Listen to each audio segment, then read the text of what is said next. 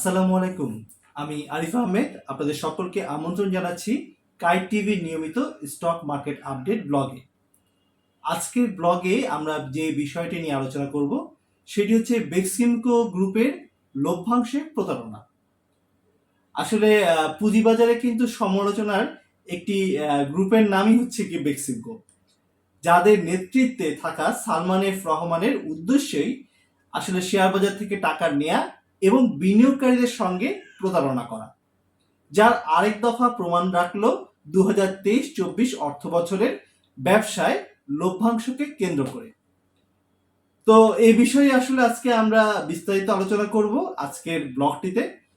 তো আশা করি আপনাদের সবার সাথে দেখা হচ্ছে ইন্ট্রোর পর, কারণ ইন্ট্রোর পরই আমরা বিস্তারিত আলোচনা চলে যাচ্ছি। ধন্যবাদ।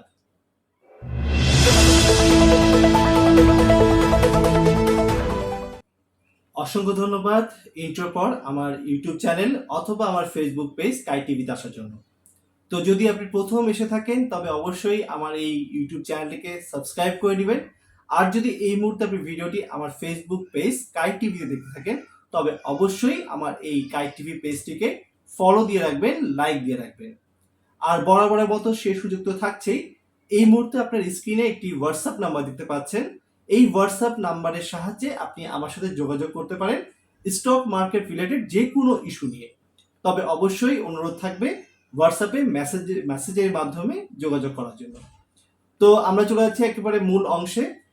সেটা হচ্ছে গিয়ে আমরা ঠিক ইন্ট্রোর আগে যেমনটি বলছিলাম যে বেক্সিমকো গ্রুপের লভ্যাংশ প্রতারণা। শেয়ার বাজারে সমালোচিত একটি গ্রুপ বেক্সিমকো, যাদের নেতৃত্বে থাকা সালমান এফ রহমানের উদ্দেশ্যই হলো শেয়ার বাজার থেকে টাকা নেয়া এবং বিনিয়োগকারীদের সঙ্গে প্রতারণা করা, যার আরেক দফা প্রমাণিত হলো 2023-24 অর্থ বছরের ব্যবসার লভ্যাংশকে কেন্দ্র করে। অন্য সব বছরের ন্যায় এবারও মুনাফার বড় অংশ কোম্পানিতে রেখে দেওয়ার সিদ্ধান্ত নিয়েছে বেক্সিমকো ফার্মার পরিচালনা পর্ষদ। আর বেক্সিমকো লিমিটেডের পর্ষদ মুনাফা ছাড়াই বোনাস শেয়ার ইস্যুর সিদ্ধান্ত নিয়েছে। অথচ ব্যবসা সম্প্রসারণের জন্য মুনাফা রেখে দেওয়ার লক্ষ্যে বোনাস শেয়ার দেয়া যেতে পারে। বেক্সিমকো ফার্মার কথা প্রথমে বলি। এই কোম্পানিটি 2023-24 অর্থ বছরে ব্যবসায় শেয়ার প্রতি 13.07 টাকা হিসেবে 583 কোটি 7 লক্ষ টাকার নেট মুনাফা করেছে। আসলে এর মধ্য থেকে 40% নগদ লভ্যাংশ হিসেব শেয়ার প্রতি যেটা হচ্ছে গিয়ে 4 টাকা করে মোট 178 কোটি 44 লক্ষ টাকা বা মুনাফার 30.60% শেয়ার হোল্ডারদের মধ্যে বিতরণ করা হবে। মুনাফার বাকি 406 কোটি 63 লক্ষ টাকা বা 69.40% কোম্পানিতে রেখে দেওয়া হবে।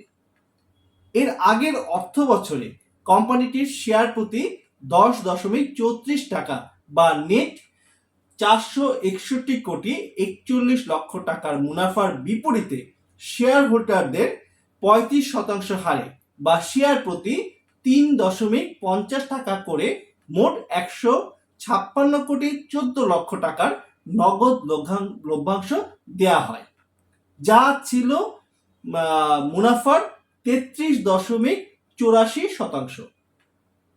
এদিকে কোম্পানিটির আগের অর্থ বছরের তুলনায় 26% মুনাফা বেড়েছে।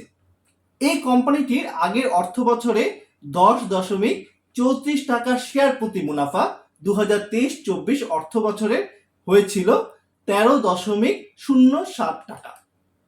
এই তো গেল হচ্ছে গিয়ে বেক্স ফার্মার কথা।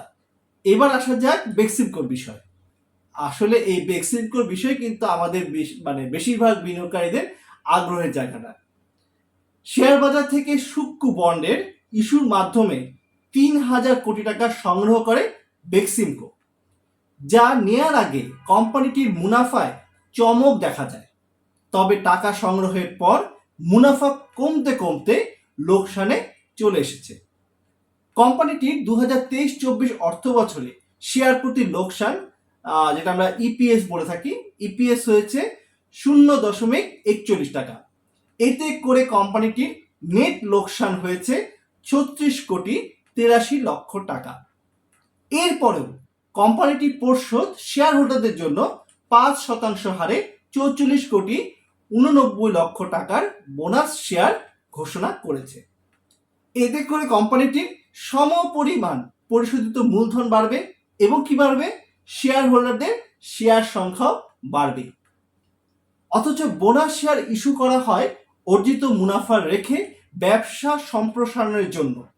সেখানে কোম্পানির মুনাফাই হয়নি, সেখানে বোনাস শেয়ার ইস্যুকে রসিকতা ছাড়া অন্য কিছুই মনে করতে নারাজ বাজার সংশ্লিষ্টরা।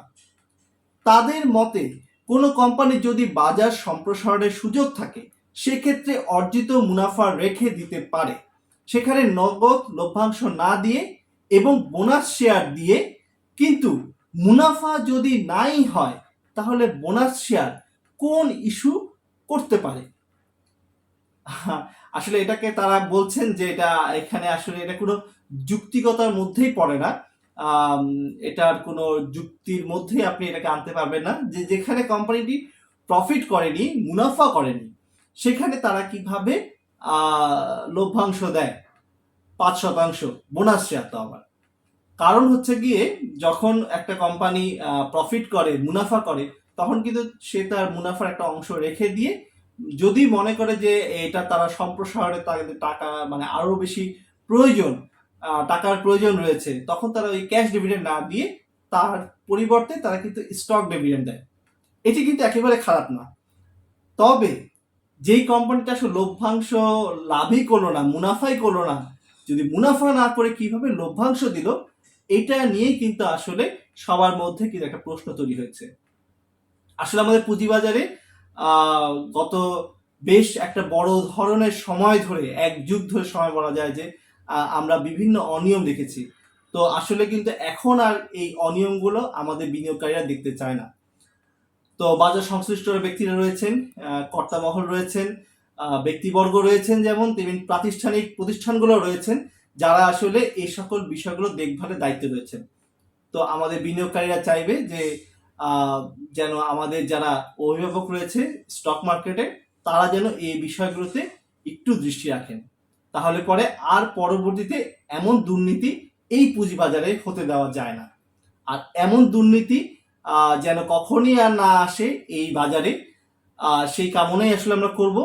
আশা রাখি সামনের দিনগুলোতে আমাদের পুঁজিবাজারে আরো বেশি স্বচ্ছ হবে, আরো বেশি জবাবদিহিতা থাকবে, যেন এমন কোনো দুর্নীতি আর আমাদের চোখের সামনে না আসে। আর আমাদের বিনিয়োগকারীদের মধ্যে একটা আস্থার জায়গা তৈরি হয় যে না, এই পুঁজিবাজারে আর কোনো যারা কুচক্র করেন তাই সেই কুচক্রের মহল যাতে কখনো আর শক্তিশালী হয়ে উঠতে না পারে। তো এই কামনা করে আজকের মতন ব্লগটি এখানে শেষ করছি। ইনশাআল্লাহ খুব অল্প সময়ের মধ্যে আপনাদের সাথে দেখা হচ্ছে আবার পরবর্তী ভিডিও নিয়ে, স্টক মার্কেট আপডেট, যে কোনো নিউজ দিয়ে। ততক্ষণ সবাই ভালো থাকবেন, সুস্থ থাকবেন। আল্লাহ হাফেজ।